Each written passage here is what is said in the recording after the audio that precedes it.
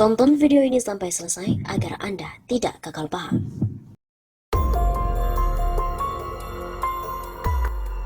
Jokowi makin hancur setelah insiden penembakan 6 anggota FPI. Jokowi makin hancur? Maksudnya hancur di sini adalah nama baiknya dan juga kredibilitasnya. Satu hal lagi yang perlu diketahui, Jokowi makin hancur tadi masih berupa sebuah pertanyaan. Kasus dugaan korupsi yang melibatkan dua menteri Jokowi yaitu Edi Prabowo dan Juliari Batubara diperkirakan telah membuat pemerintahan Jokowi hancur. Sebab sebelum kejadian tersebut perekonomian Indonesia sudah morat-marit dan masalah ini sering dikritik oleh ekonom senior Rizal Ramli. Pemerintah pinjam utang hanya untuk bayar utang. Begitu antara lain kritikan dan sindiran dari Rizal Ramli. Rezim Soeharto tumbang karena adanya KKN, korupsi, kolusi, dan nepotisme. Entah apa salah dan dosa bangsa ini sampai sekarang pun di era Jokowi masih saja terjadi korupsi. Melibatkan pejabat negara setingkat menteri, padahal rezim Soeharto atau Orde Baru sudah tumbang lebih dari 20 tahun yang lalu. Mungkin saja ada sebagian pihak yang heran dan bingung. Katanya masyarakat di negara ini religius, tapi masih saja terjadi korupsi hingga saat ini. Apakah korupsi masih akan terus berlangsung hingga 100 tahun ke depan?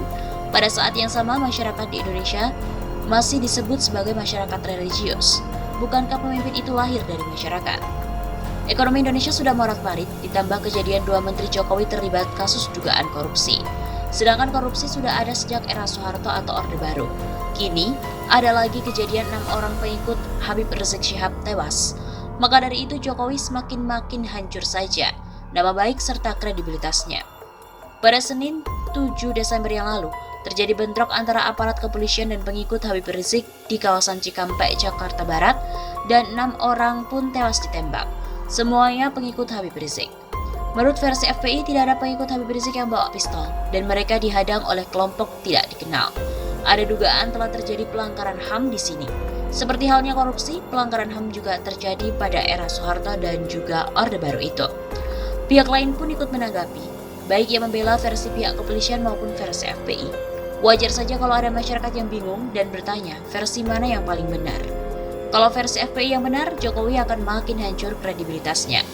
Tapi kalau versi pihak kepolisian yang benar, bukan Jokowi yang hancur tapi sebaliknya. Jokowi jadi harum namanya karena pemerintah dinilai telah bertindak tegas dan sesuai prosedur. Di sisi lain, mungkin saja ada pihak yang menduga telah terjadi pengalihan isu atas morat-maritnya perekonomian Indonesia dan juga dua menteri Jokowi yang diduga korupsi itu. Pengalihan isu pun sudah ada sejak era Soeharto atau Orde Baru. TP3 juga membantah Mahfud lewat buku penembakan Laskar FPI dan ini bukan hayalan. Tim pengawal peristiwa pembunuhan TP3 menerbitkan buku terkait kasus 6 anggota Laskar FPI. TP3 mengatakan salah satu tujuan keluarnya buku buku ini juga untuk membantah pernyataan Menko Polhukam Mahfud MD. Ketua TP3 Abdullah Yahamahua awalnya mengatakan, buku ini merupakan janji setelah pihaknya bertemu dengan Presiden Jokowi. Terbitnya buku tersebut sebagai janji kami ketika bertemu dengan Presiden bulan Maret lalu bahwa terjadi perbedaan persepsi, pemahaman, penilaian dan data yang dimiliki Komnas HAM serta TP3. Jelas Abdullah dalam acara peluncuran yang digelar secara daring pada Rabu 7 Juli. Dia juga mengklaim bahwa pihaknya berkomitmen menyerahkan buku yang berisikan fakta-fakta peristiwa penembakan 6 anggota Laskar pengawal Habib Rizik tersebut. Pada hari itu juga Presiden dan juga Menko Polhukam mengatakan, kalau TP3 punya data-data silakan diserahkan.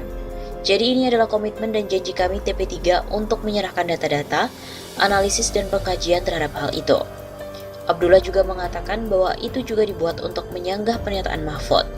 Menurutnya, buku itu didasarkan pada temuan di lapangan.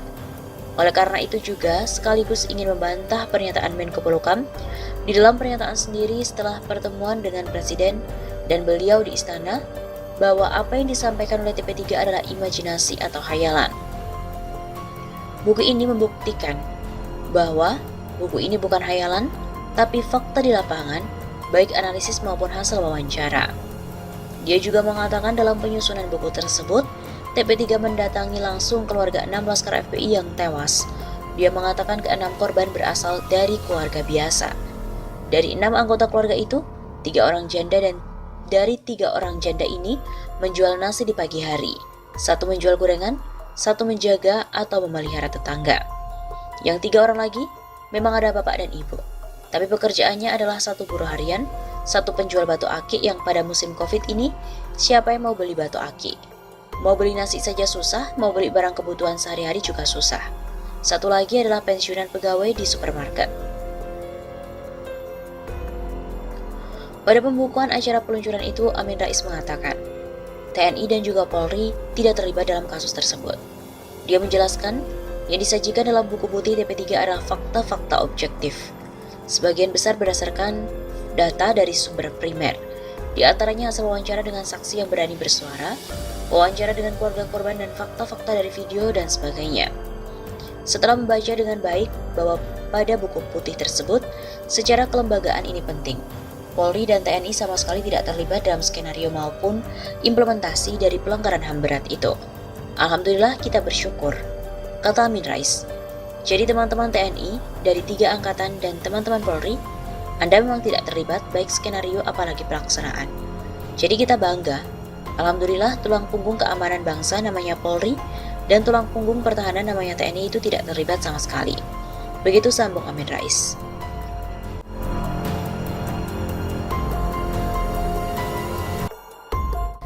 TP3 mengungkap bahwa ada kekuatan bersenjata lain yang terlibat di kasus kilometer 50. Tim pengawal peristiwa pembunuhan TP3, 6 Laskar FPI, meluncurkan buku putih TP3 terkait penembakan 6 orang Laskar FPI di tol Jakarta Cikampek kilometer 50. Tim TP3 mengklaim buku ini menyajikan sejumlah hasil temuan, termasuk soal temuan keterlibatan kekuatan bersenjata lain dalam kasus tersebut. Pernyataan tersebut disampaikan oleh Sekretaris TP3 Marwan Batubara dalam jumpa pers peluncuran buku putih TP3 yang disiarkan lewat YouTube pada Rabu 7 Juli. Buku ini disusun dan diterbitkan oleh TP3. Marwan Batubara sendiri menjelaskan misi pokok TP3 adalah melakukan pengawalan dalam menjalankan misinya. Misi tersebut antara lain menguji kebenaran langkah dan pernyataan pemerintah maupun penegak hukum sehubungan dengan kasus pembunuhan 6 Laskar FPI di kilometer 30. Misi tersebut antara lain menguji kebenaran langkah dan pernyataan pemerintah maupun para penegak hukum sehubungan dengan kasus pembunuhan 6 Laskar FPI di kilometer 50. Keberadaan TP3 menurut Marwan adalah perwujudan peran serta masyarakat yang oleh pasal 100 Undang-Undang Nomor 39 Tahun 1999 memang diberikan hak untuk berpartisipasi dalam perlindungan, penegakan dan pemajuan hak asasi manusia. Marwan juga melanjutkan, buku putih TP3 ini banyak membeberkan fakta dan analisis yang belum pernah dibuat media massa, terlebih media arus utama atau mainstream. Buku ini akan menyajikan hasil temuan dan kajian bahwa pembunuhan terhadap 6 pengawal HRS bukan merupakan tindak pidana biasa dan bukan dilakukan hanya oleh polisi saja, namun melibatkan kekuatan bersenjata lain dan aparat negara lain secara sistematis.